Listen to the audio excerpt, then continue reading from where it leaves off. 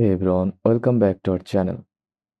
Got a new Solana based token? Here's how to quickly add it to your Phantom wallet in just 2 minutes. First of all, open your Phantom wallet either as a browser extension or in the mobile app. Make sure you are connected to the Solana network. Scroll down to the bottom of your token list, tap Manage Token List.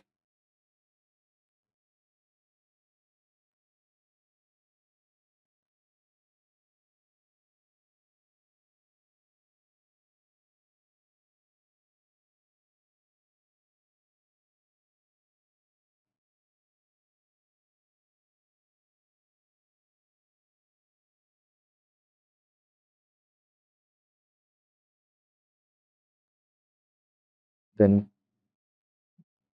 or add token depending on your version.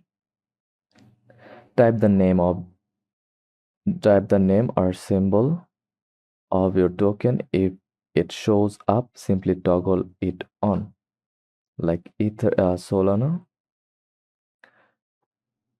If it doesn't appear, you can manually add it by pasting the token address.